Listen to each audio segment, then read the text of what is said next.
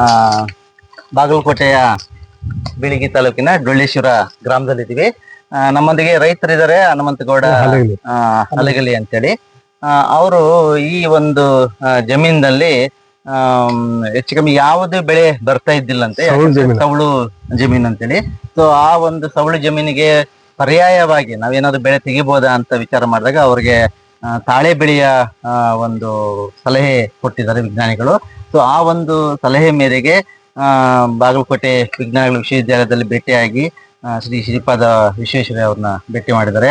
So ಅವರು ತಾಳೆ ಯೋಜನೆಯಲ್ಲಿ ಈ ಒಂದು ತಾಳೆ ಬೆಳೆಯನ್ನು ಬೆಳೆಯಬಹುದನ್ನೋ ಒಂದು ಮಾಹಿತಿ ತಗೊಂಡು ಈಗ ರೈತರು ಬೆಳೆದಿದ್ದಾರೆ. ಈಗ ನಾವು ನಿಂತಿರೋಂಥ ತಾಳೆ ಬೆಳೆ 6 ವರ್ಷದ ತಾಳೆ ಬೆಳೆ.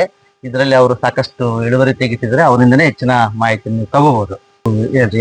ಎಲ್ಲಿಂದ ಹೆಂಗ್ ಪ್ರಾರಂಭ ಮಾಡಿದಂತೆ ಸ್ವಲ್ಪ. ಇದು ಗಂಗಾವತಿಯಿಂದ ಆಗಿತ್ತು ಮಂತ್ ಕೊಟ್ರಿ ಸರ್. ಅವರು ಕೊಟ್ಟಂತ್ರ ಹಚ್ಚಿ 6 ವರ್ಷ ಆತ್ರಿ ಗಿಡ. 3 ವರ್ಷ ಅಂತೂ ಕಾಯಿ ಬಂದಿಲ್ಲ. 3 ವರ್ಷದ ನಂತರ ಸ್ವಲ್ಪ ಸ್ಲೋ ಚಾಲು ಆಯ್ತ್ರಿ. ಆ 5ನೇ ವರ್ಷಕ್ಕ ಒಂದ್ ಎಕರೆಕ ಕಮ್ಮಿ ಅಂದ್ರೆ 7 ರಿಂದ 8 ಕ್ವಿಂಟಲ್ ಬಂದತ್ರಿ 5ನೇ ವರ್ಷಕ್ಕ. 6ನೇ ವರ್ಷಕ್ಕಂದ್ರು ಅರ್ಧ 1 ಟನ್ ಬರುತ್ತೆ ಒಂದ್ ಎಕರೆಗೆ. ಒಂದ್ ಎಕರೆಗೆ 1 ಟನ್ ಬಂದೈತಿ. ಈ ಹೋದ ವರ್ಷ ಅಂತೂ 6ನೇ ವರ್ಷದ ಗಿಡ 8 ಎಕರೆ ಕೂಡಿ 25 ಟನ್ ಆಗೈತ್ರಿ. 8 ಎಕರೆಗೆ. ಈ ವರ್ಷ 6 ತಿಂಗಳದಾಗ 13 ಟನ್ ಬಂದತ್ರಿ. ಏನ್ ರೇಟ್ ಹೆಂಗ್ ಸಿಗ್ತದೆ? ಇದು 13,000 ಸಿಕ್ಕತ್ರಿ, 18,500 ಸಿಕ್ಕತ್ರಿ ಒಂದ್ ಟನ್ನಿಗೆ. ಈಗ 17,000 ಐತ್ರಿ. ಸದ್ ಮುಂದ ಸ್ಟಾರ್ಟಿಂಗ್ 22,500 ಐತ್ರಿ. ನಾನು ಮೊದ್ಲ ಸಲ ಹೋದಾಗ ಒಂದ್ ಟನ್ನಿಗೆ 22,000 ರೂಪಾಯಿ ಕೊಟ್ರು. ಅವರೇಜ್ ಹೆಚ್ಚು ಕಮ್ಮಿ 18,000 ಸಿಗುತ್ತೆ. 18 ಸಿಗತ್ರಿ. 17 ಮತ್ತು ಲಾಸ್ಟ್ ನಡು 13,500 ಆಗಿತ್ತು. ರೇಟ್ ಎಣ್ಣೆ ರೇಟ್ ಹೆಂಗ್ ಇರ್ತೈತಿ ಹಂಗ ರೇಟ್ ಇರ್ತಿತ್ತು. ಇದು ನೀವು 1 ಎಕರೆಯಲ್ಲಿ ಎಷ್ಟು ನಿಮಗೆ ಲಾಭ ಬರುತ್ತೆ?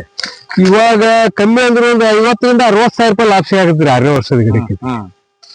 ಇದನ್ನ ಕೊಯ್ಲಿ ಮಾಡೋದು ಹೆಂಗೆ? ಏನು ಪ್ರತಿ ಎಷ್ಟು ದಿನಕ್ಕೆ ಒಂದ್ಸಲ ಕೊಯ್ಲು ಮಾಡ್ಬೇಕಾಗುತ್ತೆ? ಇದು 15 ದಿವಸಕ್ಕೊಮ್ಮೆ ಕಟಾವ್ ಮಾಡ್ಬೇಕ್ರಿ. 15 ದಿವಸಕ್ಕೊಮ್ಮೆ ಒಂದ್ ಎಕರೆಕ ಒಂದ್ ಅರ್ಧ ಟನ್ ಅದು ಬರ್ತದ ನೋಡ್ರಿ 15 ದಿವಸಕ್ಕೊಮ್ಮೆ. ನೀವೇ ಮಾಡ್ತೀರಾ ಅಥವಾ ಆಳುಗಳ ತಂದ್ ಕಿಸಿಂದ ಕಟಾವ್ ಮಾಡ್ತೀವಿ. ಯಾರು ತಗೊಂಡ್ ಹೋಗ್ತಾರ ಅದನ್ನ? ಇದನ್ನ ಗಂಗಾವತಿ ಅವ್ರ ಮಿಲ್ ಐತ್ರಿ.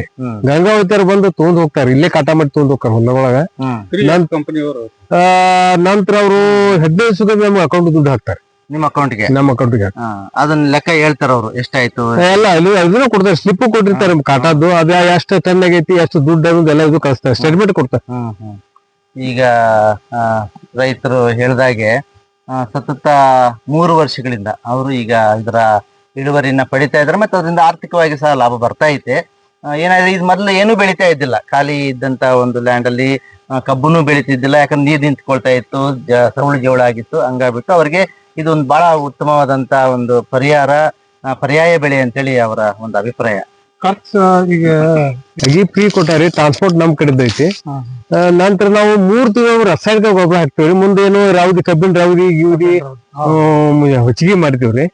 ಅದಾದ ನಂತರ ಏನೈತಿ 3 ತಿಂಗಳು ರಾಸಾಯನಿಕ ಗೊಬ್ಬರ ಹೋಗ್ತೀವಿ. ಸರಾಸರಿ ಒಂದ್ ವರ್ಷಕ್ಕ ತಾಳೆ ಬೆಳೆಗೆ ಎಷ್ಟು ಖರ್ಚು ಬರ್ತೈತಿ? ಒಂದ್ 5,000 ರೂಪಾಯಿ ಖರ್ಚು ಬರ್ತದೆ ಒಂದ್ ವರ್ಷಕ್ಕೆ. ಒಂದ್ 5,000-6,000 ರೂಪಾಯಿ ಕಸದ ಖರ್ಚು ಬರ್ತೈತಿ. ಉಳಿದೆಲ್ಲ ಗೊಬ್ಬರದ ಒಂದ್ 2,000-3,000 ರೂಪಾಯಿ ಬರ್ತೈತ್ರಿ.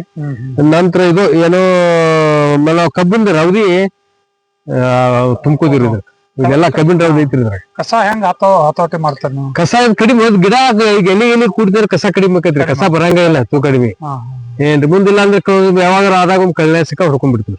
ಈಗ ಹರಿ ನೀರ್ ಹಾಸ್ತಾರ ಡ್ರಿಪ್ ಮಾಡಿದ್ರಿ? ಇಲ್ಲ, ಡ್ರಿಪ್ ಮಾಡಿದ್ರಿ ಸರ್. ಡ್ರಿಪ್ ಮಾಡುದು ಅಲ್ಲೆಲ್ಲ ತೆಗೆದು ಹೋಗುದು ನೋಡ್ರಿ ಬಾಜು. ಅದು ಡ್ರಿಪ್ ಮಾಡುದು ಅದು ನರಿ ಗಿರಿ ಎಲ್ಲಾ ಕಟ್ ಮಾಡಿ ಒಗದ್ ಬಿಡ್ತ್ರಿ. ಒಗದ್ ಬಿಡ್ಲಿ ಮತ್ತೆ ಈಗ ಹೈ ನೀರ್ ಮಾಡಿದ್ವಿ. ಮತ್ತ ಇದಕ್ಕ ವಾರಕ್ಕೊಮ್ಮೆ ನೀರ್ ಬೇಕ್ರಿ ಕಂಪಲ್ಸರಿ. ನೀರು ಗೊಬ್ಬರ ವರ್ಷಕ್ಕೆ 2 ಸಲ ಹಾಕ್ತಾರೆ? 3 ಸಲ ಗೊಬ್ಬರ ಹಾಕ್ತೀವಿ. 3 ಸಲ ಈ ರಾಸಾಯನಿಕ ಗೊಬ್ಬರ? ರಾಸಾಯನಿಕ ಸಟ್ರೈಟ್ರಿ, ಪೊಟ್ಯಾಶಿ, ಯೂರಿಯಾ ಮಿಕ್ಸ್ ಮಾಡಿ ಹಾಕ್ತೀವಿ. ಮತ್ತೆ ತಿಪ್ಪಿ ಗೊಬ್ಬರ ತಿಪ್ಪಿ ಗೊಬ್ಬರ ಅಂದ್ರೆ ನೀವು ರೌದಿನ ಒಗದ್ ಬಿಡ್ತೀರಿ. ಸಿಕ್ಕಾಬಿಟ್ಟು ಅದ ಗೊಬ್ಬರ ಸಾಕಷ್ಟು ಕಳತದ ಗೊಬ್ಬರ ಆಗಿಬಿಡ್ತೈತ್ರಿ. ಮತ್ತೆ ಈಗ ಈ ಸೌಳ ಮತ್ತೆ ಜವಳ ಭೂಮಿ ಅಲ್ಲ, ಇದೆಲ್ಲ ಇದು ಸೌಳ ಭೂಮಿನೇ ಸರ್. ಸೊ ನಿಮ್ ಪ್ರಕಾರ ಸೌಳ ಜವಳ ಭೂಮಿ ರೈತರಿಗೆ ಒಂದು ಒಳ್ಳೆ ಬೆಳೆ ಅಂದಂಗ? ಒಳ್ಳೆ ಬೆಳೆ ರೀ. ಮತ್ತು ಭೂಮಿನ ಸುಧಾರಣೆ ಆಗೈತ್ರಿ. ಸೌಳ ಜೀವ ಸುಧಾರಣೆ ಆಗೈತ್ರಿ. ಇದು ಬಾಳ ಸುಧಾರಣೆ ಆಗೈತಿ ನಮ್ ಜಮೀನಿದು. ಸೊ ಇದು ಎಷ್ಟು ವರ್ಷ ತನಕ ಬರ್ತೈತಿ ಅಂತ ಹೇಳಿ? ಇದು 35 ವರ್ಷ ಹೇಳ್ತಾರ. ಮತ್ತ ಕಟಾವ ಟೈಮ್ದಾಗ ಏನ ಆಳದ್ದೆಲ್ಲ ಸಮಸ್ಯೆ ಆಗೈತೇನ್ರಿ? ಅವ್ರ ಮನೆ ಕೆಲಸ ಮಾಡೋರು ಅದಾರಿ ಸಿಗ್ತಾರ, ಅವ್ರ ಕಟ್ ಮಾಡ್ಕೋತಾರ. ನಮ್ ಹೊಲ ಮಾಡಿದವ್ರೆಲ್ಲ ಅವ್ರ ಕಟ್ ಮಾಡ್ಕೋತಾರ. ತಿಂಗಳ ಒಂದ್ 4 ಟನ್ ಬರ್ತದ ನೋಡ್ರಿ. 15 ದಿವಸಕ್ಕೊಮ್ಮೆ ಕಟಾವ್ ಮಾಡಿ ಒಂದ್ ತಿಂಗಳಿಗೆ 4 ಟನ್ ಬರ್ತದೆ. ಪ್ರಾಬ್ಲಮ್ ಆಗಿಲ್ಲ, ಪೇಮೆಂಟ್ ಪ್ರಾಬ್ಲಮ್ ಇಲ್ರಿ. ಕರೆಕ್ಟ್ 15 ದಿವಸಕ್ಕೊಮ್ಮೆ ಪೇಮೆಂಟ್ ಕೊಡತಾರ ನಮ್ಮ ಅಕೌಂಟಿಗೆ ಹಾಕಿ. ಈಗ ಇದು ನಮ್ಮ ತಾಳೆ ಬೆಳೆಯನ್ನ ನೋಡಿದಾಗ ನಾವು ಎಲ್ಲಾ ಕಡೆನೂ ಎಲ್ಲಾ basin, Krishna basin, Tungabhadra basin, Kaveri basin ಸಮಗ್ರವಾದಂತ ಒಂದು ಸರ್ವೆಯನ್ನು ಮಾಡಿ ಖರ್ಚು ವೆಚ್ಚಗಳನ್ನೆಲ್ಲ ಲೆಕ್ಕ ಹಾಕಿದೀವಿ ಎಲ್ಲೆಲ್ಲಿ ಇದಂತ ಹೇಳ್ಬಿಟ್ಟು ಒಂದು ಇದರಲ್ಲಿ ತಾಳೆ ಬೆಳೆ ಒಂದು ಯೋಜನೆ ಒಳಗ ಈ ಪದ್ಧತಿ ಪ್ರಸ್ತುತ ನಾವು ನೋಡಿದಾಗ ಈಗ ಆಲ್ಮೋಸ್ಟ್ ಒಂದು ಎವರೇಜ್ ಒಂದು ಎಕರೆಗೆ ಮೇಂಟೆನೆನ್ಸ್ ಖರ್ಚು ಅಂತ ಹೇಳ್ಬೋದು. ಮೇಂಟೆನೆನ್ಸ್ ಖರ್ಚು 7 ರಿಂದ 8 ಸಾವಿರವರೆಗೂ ಬರ್ತದೆ. ಆಮೇಲೆ ಈಗ 6ನೇ ವರ್ಷ 4 ವರ್ಷದಿಂದ ಇಳುವರಿ ಪ್ರಾರಂಭ ಆಗ್ತದೆ, ಎಕನಾಮಿಕ್ ಇಳುವರಿ ಅಂತ ನಾವು ಹೇಳ್ತೀವಿ. ಅದನ್ನ ಮಾಡ್ಕೊಂಡು ಹೋದ್ರೆ ಎವರೇಜ್ ಎವರೇಜ್ ನಿಮ್ಮ 4ನೇ ವರ್ಷದಿಂದ ನಿಮ್ಮ ಆದಾಯ 30,000ರಿಂದ ಒಂದು 80,000ವರೆಗೂ ನಿಮ್ಗೆ ಎಕರೆಗೆ ಆರಾಮಾಗಿ ಯಾವುದೇ ಖರ್ಚಿಲ್ದಂಗೆ ನಾವು ತಳ್ಕೊತ ಹೋಗ್ಬೋದು. ಇದು ಲೈಫ್ ನಿಮ್ಗೆ ನಾವು ಅಲ್ಲೇ ನೋಡಿದಂತ ದಾವಣಗೆರೆ ಆ ಕಡೆ ಎಲ್ಲ ನಾವು ಮೈಸೂರು ಡಿಸ್ಟ್ರಿಕ್ಟ್ ಭಾಗದಲ್ಲಿ ನೋಡಿದಂತ 30-40 ವರ್ಷದೂ ನಮಗೆ ಆಯಿಲ್ ಪಾಮ್ ವಯಸ್ಸಿನ ಆಯಿಲ್ ಪಾಮ್ ತೋಟಗಳಿವೆ. ಅಲ್ಲಿವರೆಗೂ ನಾವು ಇದನ್ನ ಬೆಳೆಸ್ಕೊಂಡು ಏನೋ ಒಂದು ಯಾವುದೇ ಇಲ್ದಂಗೆ, ಎಸ್ಪೆಷಲಿ ನಮ್ಮ ಅಬ್ಸೆಂಟಿ ಲ್ಯಾಂಡ್ಲಾರ್ಡು ಮತ್ತು ನೀರು ಎಲ್ಲ ವ್ಯವಸ್ಥೆ ಇದ್ದಾಗೂ ಇದನ್ನ ಮಾಡ್ಕೊಳ್ಳಿಕ್ಕೆ ಅಡ್ಡಿ ಇಲ್ಲ. ಮತ್ತೆ ಇನ್ನೊಂದು ಇದಂತಂದ್ರೆ ಇವನ್ ಸ್ವಲ್ಪ ಸೌಳಂತ ಭೂಮಿಯಲ್ಲೇನೋ ನಮ್ಮ ಹನುಮಂತಗೌಡ ಹಲಗಲಿ ಅವರು ಬೆಳೆ ತೋರಿಸಿ ಫುಲ್ ಚೆನ್ನಾಗಿ ಬಂದಿದೆ, ನೋಡಿ ಖುಷಿ ಅನ್ನಿಸ್ತು.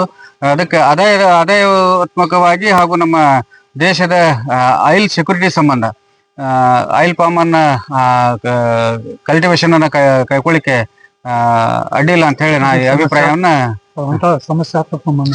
ಸಮಸ್ಯಾತ್ಮಕ ಮಣ್ಣುಗಳನ್ನು ಕೈಕೊಳ್ಳಿಕ್ಕೆ ಅಡ್ಡಿಲ್ಲ ಅಂತ ಹೇಳಿ ನಾ ಈ ಮೂಲಕ ತಿಳಿಪಡಿಸ್ತೇನೆ. ಈಗಾಗ್ಲೇ ಒಂದೇ ಅಂದ್ರೆ ತಾಳೆ ಬೆಳೆ ವಿಚಾರವನ್ನ ನಾವು ಎಲ್ಲಿ ಸಮಸ್ಯಾತ್ಮಕ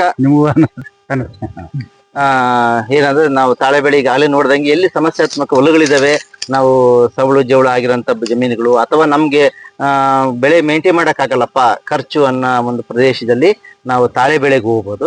ತಾಳೆ ಬೆಳೆಗೆ ಹೋದಾಗ ಅನುಕೂಲಗಳು ಏನಂತ ಈಗಾಗಲೇ ತಿಳ್ಕೊಂಡಿದ್ದೇವೆ. ಆರ್ಥಿಕವಾಗಿ ಸಹ ಸಾಕಷ್ಟು ಲಾಭ ಬರುತ್ತೆ. ತಾಳೆ ಬೆಳೆಯಿಂದನೇ 6 ವರ್ಷದ ಒಂದು ಗಿಡದಿಂದ ಒಂದು 30-40 ಸಾವಿರ ರೂಪಾಯಿ ಬರ್ತಾ ಇದೆ. ಅದ್ರ ಜೊತೆಗೆ ಏನಂದ್ರೆ ಈಗ ಈ ಬೆಳೆಗೆ ನಾವು ಕೀಟ ಮತ್ತು ರೋಗಗಳ ಬಾಧೆಗಳು ಇರಲ್ಲ, ಕೀಟ ಮತ್ತು ರೋಗನಾಶಗಳನ್ನು ಬಳಕೆ ಮಾಡೋದೇ ಇಲ್ಲ. ಆ ಒಂದು ಸಮಯದಲ್ಲಿ ಏನಾಗುತ್ತೆ, ಇದರ ಹೂವು ಬರುತ್ತೆ, ತಾಳೆ ಬೆಳೆ ಹೂವು. ಆ ತಾಳೆ ಬೆಳೆಯ ಹೂವದಲ್ಲಿ ಏನಾಗುತ್ತೆ, ಸಾಕಷ್ಟು ಜೇನುಹುಳುಗಳಿಗೆ ಪರಾಗ ಮತ್ತು ಮಕರಂದ ಸಿಗುತ್ತೆ. ಬಹಳ ಒಳ್ಳೆಯ ಪರಾಗ ಮತ್ತು ಮಕರಂದ ನಿಮ್ಗೆ ಜೇನುಹುಳುಗಳು ಮುತ್ತಿಗೆ ಹಾಕಿರ್ತವೆ ಹೂವು ಬಂದಾಗ. ನಾವು ಎಲ್ಲಿ ತಾಳೆ ಬೆಳಿತೀವೋ ಅಲ್ಲಿ ಜೇನು ಕೃಷಿಯನ್ನ ನಾವು ಮಾಡಬಹುದು. ಯಾಕಂದ್ರೆ ಅಲ್ಲಿ ನಾವೇನು ಔಷಧಿಗಳೇ ಬಳಕೆ ಮಾಡಲ್ಲ, ಜೇನುಹುಳುಗಳಿಗೆ ಏನು ತೊಂದರೆನೂ ಆಗೋದಿಲ್ಲ. ಹಂಗಾಗ್ಬಿಟ್ಟು ನಾವು ಅದರ ಒಂದು ಅನುಕೂಲದಿಂದಾಗಿ ಉಪಕಸವಾಗಿ ಜೇನುವನ್ನ ನಾವು ಮಾಡಬಹುದು. ಎಕರೆಗೆ ನಾವೇನ್ ತಾಳೆ ಬೆಳೆ ಎಲ್ಲಿರುತ್ತೋ ಅಲ್ಲಿ 1 ಎಕರೆಗೆ 4 ಪೆಟ್ಟಿಗೆಗಳನ್ನ ಇಡಬಹುದು. ಇನ್ನು ಹೆಚ್ಚಿನ ಪೆಟ್ಟಿಗೆಗಳನ್ನು ಸಹ ಇಡಬಹುದು. ಏನಂದ್ರೆ ನಾವು ಜೇನುಹುಳುಗಳು ನಮ್ಮ 1 ಎಕರೆ ಜಾಗದಲ್ಲಿ ಅಷ್ಟೇ ಇರ್ತವೆ ಅಂತೇನಿಲ್ಲ, ಅವು 1 ರಿಂದ 2 ಕಿಲೋಮೀಟರ್ ವರೆಗೂ ದೂರ ಹೋಗಿ ಪರಾಗ ಮತ್ತು ಮಕರಂದವನ್ನು ತರ್ತವೆ. ಹಂಗಾಗ್ಬಿಟ್ಟು ನಮ್ಗೆ ಏನಾದ್ರು ಒಂದು ತಾಳೆ ಬೆಳೆ ಇತ್ತಂತಂದ್ರೆ ಖಂಡಿತವಾಗ್ಲಿ ನಿಸ್ಸಂದೇಹವಾಗಿ 4 ಪೆಟ್ಟಿಗೆ ಅಂತ ಇಟ್ಕೋಬಹುದು. ನಾವು ಆ ಪೆಟ್ಟಿಗೆಗೆ ಏನೂ ಸಮಸ್ಯೆ ಬರಲ್ಲ. ಬೇರೆ ಬೆಳೆಗಳೆಲ್ಲಾದ್ರೂ ಸಮಸ್ಯೆ ಬರುತ್ತೆ, ಔಷಧಿ ಏನು ಪೆಸ್ಟಿಸೈಡ್ಸ್ ಎಲ್ಲ ಹೊಡೆದ್ಬಿಟ್ಟು ಇಲ್ಲಿ ಹೊಡೆಯಲ್ಲ ನಾವು, ಯಾಕಂದ್ರೆ ಇಲ್ಲಿಗೆ ಏನು ರೋಗ ಮತ್ತು ಕೀಟಗಳ ಬಾಧೆ ಇರಲ್ಲ ಅನ್ನೋದು. ಅದಕ್ಕೆ ಈ ತಾಳೆ ಬೆಳೆದಂತ ರೈತರು ಜೇನು ಸಾಕಾಣಿಕೆಯನ್ನು ಸಹ ಉಪಕಸಬಾಗಿ ತಗೋಬಹುದು.